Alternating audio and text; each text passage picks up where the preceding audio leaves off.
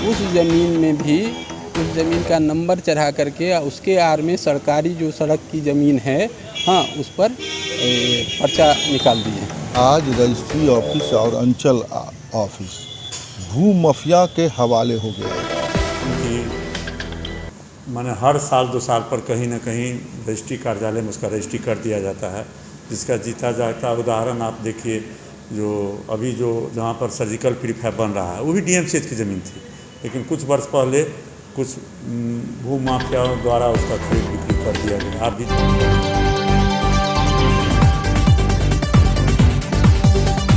बता रहे हैं कि दरभंगा में अगर कहीं भी आपके आसपास कोई भी घटना होती है, हत्या, मारपीट, रंगदारी, जितने भी थाने में मामले दर्ज करते हैं, उसके पीछे का मामला रजिस्ट्री कार्यालय और अंचल कार्यालय है। ये हम बार बार करें, एक इसी तरह का लगातार हम आपको दिखा रहे हैं। इससे गौर सुनिए और अपने वरीय अधिकारियों से इस बात पर चर्चा कीजिए, नेताओं से चर्चा कीजिए। हमारे साथ एक है कमतौल से, आप सिंहवाड़ा से। सिंहवाड़ा क्या समस्या आप? मतलब अंचल अधिकारी, व्यक्तिगत सिंहवाड़ा अंचल अधिकारी चौधरी बसंत कुमार सिंह अपनी व्यक्तिगत खुन्नस निकालने के लिए मैं एक भूमिहीन आदमी हूँ, अपने बसने के लिए अपने रिलेटिव से ज़मीन लिया। उस ज़मीन में भी उस ज़मीन का नंबर चढ़ा करके उसके आड़ में सरकारी जो सड़क की ज़मीन है, हाँ, उस पर पर्चा निकाल दिए। और उसके बारे में जब उनको कहने गए, हाँ, तो वो कहते हैं जो इसको जो है आपका बाप दादा बसाया होगा। जब हमारे बाप दादा का ज़मीनें नहीं है तो बसाने का क्या औचित्य? यानी वो रास्ता था, सरकारी रास्ता था। 6 सड़क का मतलब 6 सड़क का हाँ, चौराहा होगा। हाँ जी, चौराहा है वो। 6 सड़क वहाँ जुड़ती है। अच्छा, और सड़क किसकी है? वो सड़क सरकार की है, पीडब्ल्यूडी की है, आरईओ की है और ग्रामीण सड़क है। मैंने 2 आरईओ की सड़क, 2 पीडब्ल्यूडी की सड़क और 2 ग्रामीण सड़क, ये 6 सड़क वहाँ जुड़ती है। और उसका मतलब अभी 4 लेन भी बनने वाला है।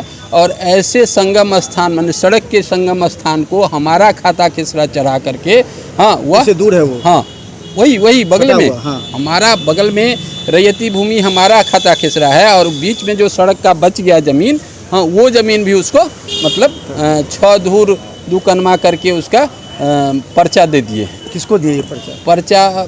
एक ऐसी महिला को दिए जिसके पास इंदिरा आवास का 2 मंजिला मकान है, हाँ, और ऑलरेडी वो चाय का दुकान उसका चलता है, वह मतलब संपत्तिशील है, हाँ, उसका मुजफ्फरपुर ज़िला में सरबदीपुर में भी ज़मीन है।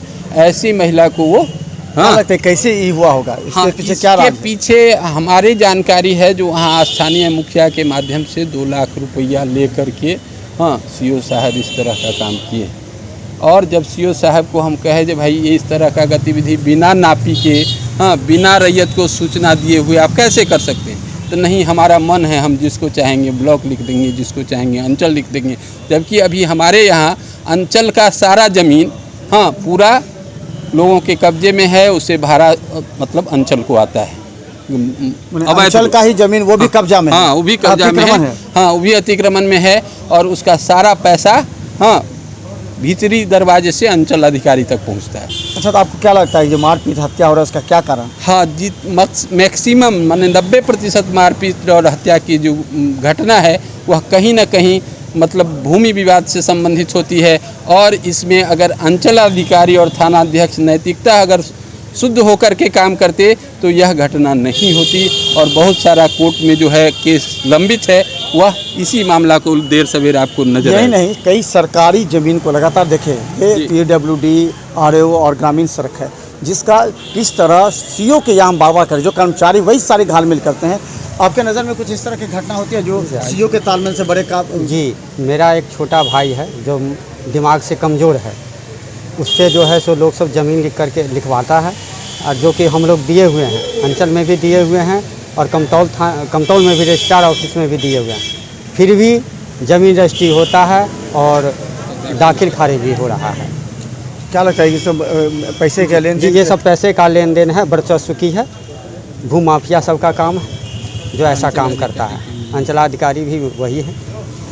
तो आप इस बात को बड़ी अच्छी तरीक़ा से समझ सकते हैं कि जहाँ भी कोई होता है अंचलाधिकारी और रजिस्ट्री कार्यालय इसके पीछे मुख्य जड़ है। आपकी ज़मीन कभी भी कोई भी रजिस्ट्री करवा सकता है, जरा ही सावधान। उसके बाद आप फिर मारपीट हंगामा कीजिए, पुलिस केस कीजिए, आप फंसिए। और अंचल कार्यालय और रजिस्ट्री कार्यालय बड़े आम जनता को लड़वाती है, इस तरह की बड़ी घटना को अंजाम देती है। देखिए, इस पर हम लगातार खबर दिखा रहे हैं क्योंकि यही खबर मूल जड़ होता है हत्या, मारपीट, लूट का और इस तरह के पूरा विधि व्यवस्था का। इस गंभीर मुद्दे पर हम चर्चा कर रहे हैं। पूरे ज़िले के सभी आम नागरिकों से भी हम निवेदन करते हैं कि अगर आपको इस तरह की समस्या तो आए हमारे सामने और इस तरह की जो मुख्य मुद्दा है उसको पूरे प्रशासनिक अधिकारियों के समक्ष लाएं। हमारे साथ मंटू ठाकुर जी हैं जो CPIM के नेता हैं। आपके नज़र में ये बात है कि अंचल कार्यालय और रजिस्ट्री कार्यालय क्या काम कर रहा है और विधि व्यवस्था को जो माहौल ख़राब होता है उसका कारण क्या है? हम कहना चाहते हैं कि आज रजिस्ट्री ऑफिस और अंचल ऑफिस भू माफिया के हवाले हो गया है। वहाँ सिर्फ पैसा लेन देन होता है और गलत काम ही होता है। एक भी सही जो काम है, जो कानून है ज़मीन संबंधी, उस कानून के आधार पर कोई काम होता ही नहीं। अभी आपके सामने एक उदाहरण है, जिस प्लॉट में बसे हुए हैं उस प्लॉट का पर्चा दे दिया गया, जबकि हज़ारों एकड़ ज़मीन पड़ा हुआ है, गरीबों को हक है उस पर पर्चा लेने का, उसका पर्चा CO नहीं काट रहे हैं। अभी चर्चा में ही आपने सुना कि किस रूप में सिंगमारा देवढ़ी का जो मंदिर है, हाट का ज़मीन है, हाई स्कूल की ज़मीन है और जो सरकारी ज़मीन है, औने पौने दामों में भूमाफिया हड़प रहा है, ले रहा है, लेकिन ये उस पर गरीबों को पर्चा नहीं दिया जा रहा है।